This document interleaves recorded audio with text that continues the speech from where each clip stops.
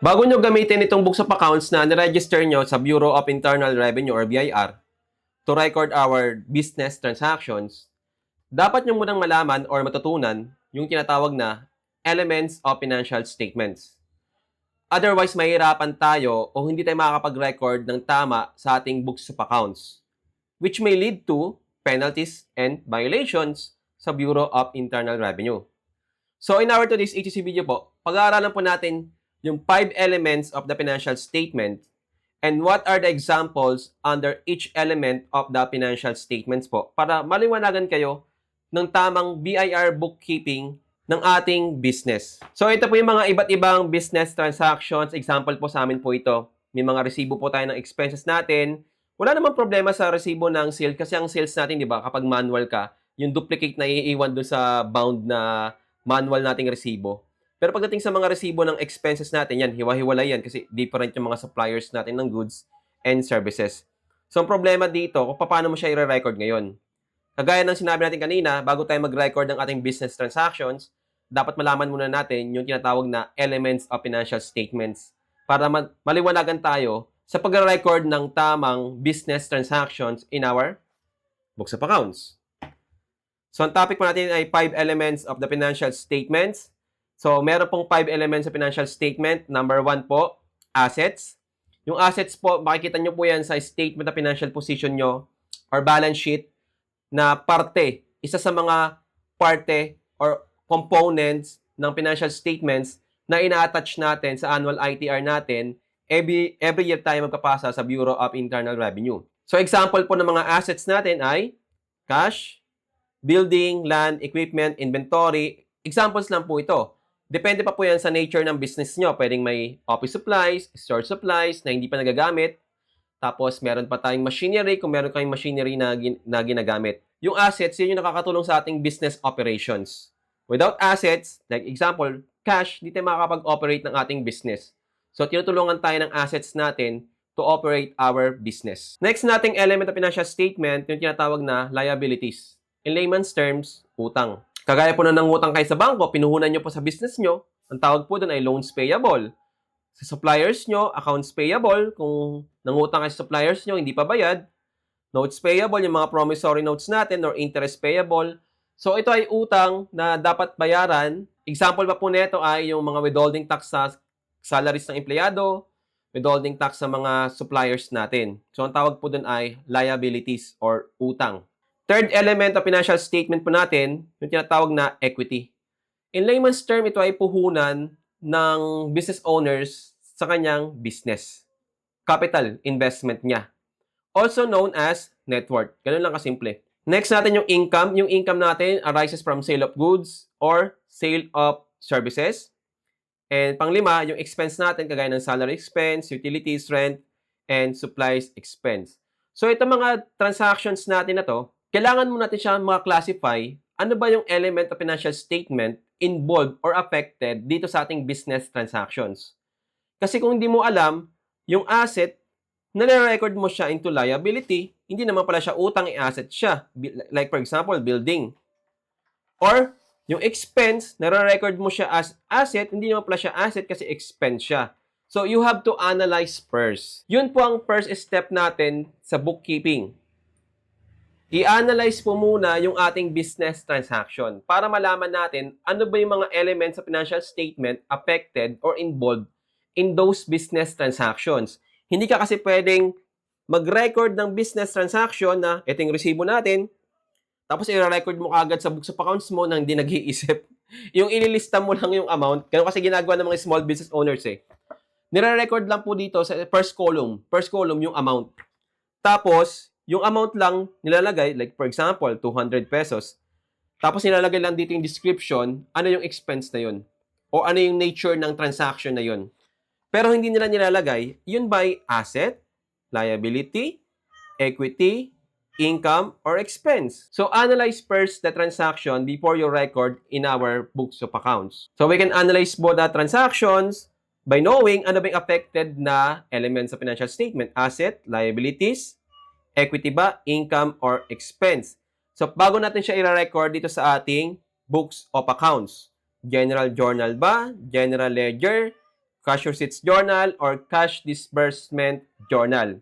Hindi kasi tayo pwedeng dumiretso agad sa recording na hindi natin ina-analyze first.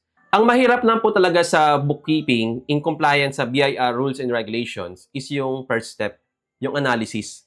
So, yung mga business transactions natin na ganito, mga resibo, kailangan mo natin i-analyze ito by expense, asset, liability, equity, income, or expense bago natin siya i-record sa ating books of accounts.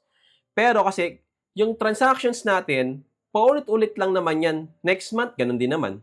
Next month, ganun yung transaction. Kung ganun din transaction or same transaction, same treatment lang siya ng recording.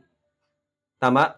So, mahirap lang po yung first step, analysis ng ating transaction sa pag-record ng ating mga business transactions in our books of accounts. So, ngayon, itong mga assets na to, hindi mo siya i-record ng assets lang.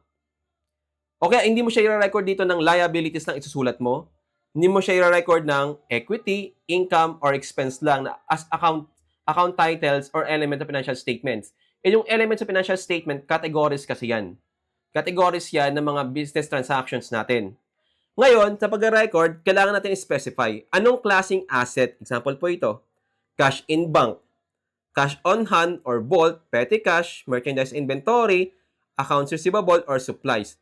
Ang tawag po dito ay chart of accounts. Dapat po sa inyong company, meron kayong tinatawag na chart of accounts. Listahan po yan ng mga account titles under each element of the financial statement. Specific account title po sa recording ng ating business transaction yung ginagamit. Hindi yung general na element of financial statement like assets, hindi po pwedeng assets lang. Dapat po specific yung account title na gagamitin natin. So, chart of accounts po ang gagamitin nyo to record those transactions after analyzing the transactions. Ngayon, sa mga RWB book owner po natin, ng bookkeeping, BOT bookkeeping goods, BOT bookkeeping service, or non-BOT bookkeeping goods, or non-BOT bookkeeping service. Meron po tayong chart of accounts dito sa loob ng inyong RWB book. Ayan po yung chart of accounts natin. E-check nyo na lang po sa inyong RWB book. Pwede nyo po itong gamitin, pwede kayo mag-add, pwede kayo magbawas, tapos makagawa kayo ng chart of accounts ng sarili nyong company. So, meron din po tayong chart of accounts for liabilities. Meron din po tayo sa expense. Ito po, expense po natin. Mga expense.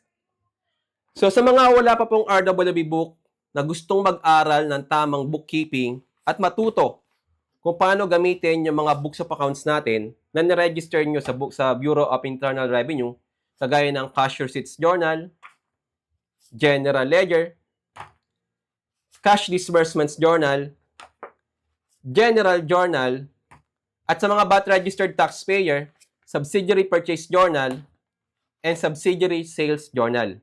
Tuturuan po namin kayo using our RWB book po. So, meron po tayo ditong practice set, meron po tayong mga resibo. Yan. May mga sample po tayo dito ng resibo ng sales, resibo ng expenses. Yan po.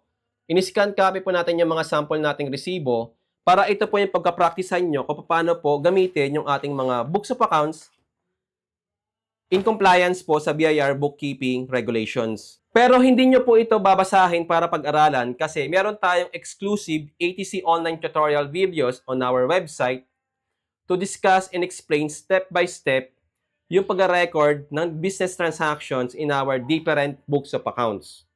So, more than 20 ATC tutorial videos yon para matutunan nyo yung tamang bookkeeping. Tapos, pag nakalimutan nyo, pwede nyo panoorin ulit. Tayo rin po yung nag-discuss doon. Anytime, anywhere, basta meron kang internet connection and computer or laptop or tablet, pwede. Even cellphone, pwede. Para mapag-aralan nyo na anytime, anywhere, yung tamang BIR bookkeeping compliance. Available po yung ating BOT bookkeeping for seller of service. Tapos meron din po tayong BOT bookkeeping for seller of goods. And we have non-BOT bookkeeping for seller of goods sa mga online sellers. And we have non-BOT bookkeeping for seller of service. Package na po ito mga RWB books natin, pati itong mga books of accounts. Free shipping na po tayo nationwide. One-time investment fee only, wala na kayong ibang babayaran. Tapos kung meron kayong tanong regarding sa pinag-aaralan nyo, you may message us on our Facebook page, Accounting Tutorial Center, Team ATC, para ma-avail nyo po yung ating support. Meron po tayong support sa mga book owners natin para sa inyong pinag-aaralan na na-avail nyong RWB books. Wala pong bayad yung support sa atin. Okay? Please visit our website, atcbebe.com. To learn more and order your RWB books, free shipping po tayo, nationwide, available po yung cash on delivery natin. Maraming salamat po.